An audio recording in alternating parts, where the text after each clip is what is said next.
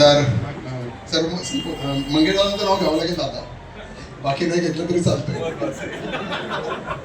मंगेशदादा, ताई, दिलीप भाऊ, सन्माननीय व्यासपीठ, 3 तासापासून आमच्या सर्वांची व्यासपीठाची वाट बघत असलेले सर्व सन्माननीय पदाधिकारी, सर्वप्रथम आपल्या सर्वांना दिवाळीच्या आणि पाडव्याच्या खूप साऱ्या शुभेच्छा देतो. खरं तर भाऊंना आठवतं की मला माहीत नाही, भाऊ 2021 साली माझ्या वाढदिवसाला म्हणजे 15 नोव्हेंबरला दिवाळीचाच काळ होता. त्यावेळेस तुम्ही पाचोऱ्याच्या म्हणजे मी जेव्हा अटल भारतीय जनता पार्टी कार्यालय गेलो होतं आणि तेव्हा त्याचं उद्घाटनाला भाऊ आलेले होते. आणि मी जेव्हा कार्यालय सुरू केलं होतं त्याच्या माझ्या अगोदर मधुभाऊ असेल आणि त्याचे सिनियर सारखे भरपूर लोक होते. आणि भारतीय जनता पार्टी टिकवून ठेवण्याचं काम त्यांनी प्रयत्नपणे केलेलं होतं. तर भारतीय जनता पार्टीचं एकही कार्यालय त्यावेळेस नव्हतं. सर्वप्रथम मी एक केलं, त्यानंतर दिलीप भाऊंचा प्रवेश झाला, तर दिलीप भाऊंचं दुसरं कार्यालय झालं. आता ताई आल्यात, मध्यवर्ती ठिकाणी एक कार्यालय झालं. आणि खरंच ताई त्यांच्या भाषणामध्ये बोलल्यात की कार्यालय असेल, मध्यवर्ती ठिकाणी असेल तर सर्व ठिकाणी पदाधिकारी असतील, इथले सगळे नागरिक असतील तर त्यांचं काम सोडवण्याचं काम या निमित्ताने होत असतं. आणि ताई त्यांच्या भाषणात बोलताना मंगेशदादांचं कार्यालयाबद्दल कौतुक केलं. खरंच मंगेशदादांचं कार्यालय कॉर्पोरेट सारखं आहे. आणि ताई विसरून गेलेत भाऊंच्या बद्दल बोलताना, पण भाऊ दिलीप भाऊ चालतं बोलतं कार्यालय, म्हणजे मंगेशदादा तिथून काम करतात तर भाऊंना तिथे बसले एका लगेच पटकन सही करून दिली आणि काम करून दिलं. असं चालतं बोलतं कार्यालय गिरीश भाऊंचं. अशा पद्धतीमध्ये दोघंही नेत्यांचे कार्यालय चांगले आणि दोघांचा आदर्श ठेवून आम्ही तिघा लोक इथे काम करत आहोत. पुढचा भाऊ भाषणात बोलले विषय राजकारणाचा आहे, इलेक्शन जवळ आले त्याच्यामुळे विषय काहीच नाही. भाऊ कोण म्हणतं की आपल्याकडे उमेदवार नाहीये? खाली येताना गिरीश भाऊंनी सगळ्यात फेटा कोणाच्या डोक्यात ठेवला हे सांगायची गरज नाही. एक सांकेतिक आहे की तुमच्या डोक्यावर टोपी ठेवून दिलेली आहे आणि तुम्ही आमचे उमेदवार फायनल झालेले आहेत. याच्यावर असं काही गंमत कोणाचं झालेलं नाही. आणि पूर्ण ताकदीने ताईनेही सांगितलं की आमच्या तिघांमध्ये कुठलाही मतभेद नाही, कुठला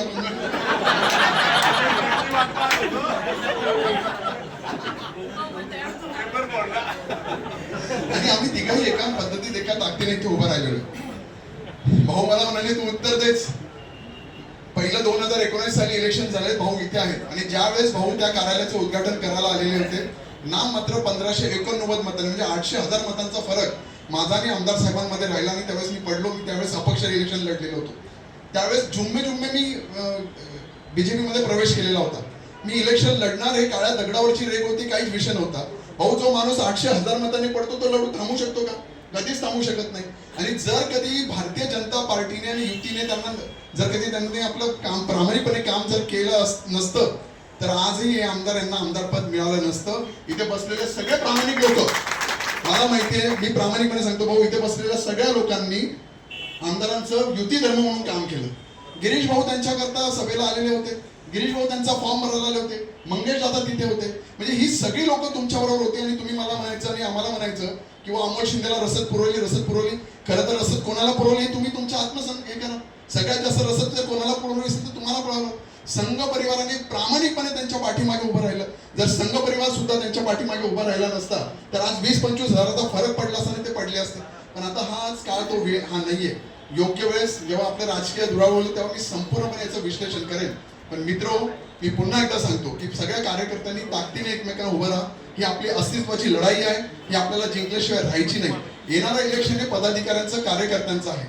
पहिले तुमचं नगरपालिका होईल आणि त्याच्यानंतर 10 दिवसामध्येच जिल्हा परिषदचे इलेक्शन होणार आहे. आणि मी बोलतो आम्ही सगळ्यांनी तिघांनी एक निष्ठेने आम्ही तुमच्या बरोबर उभं राहणार आहे.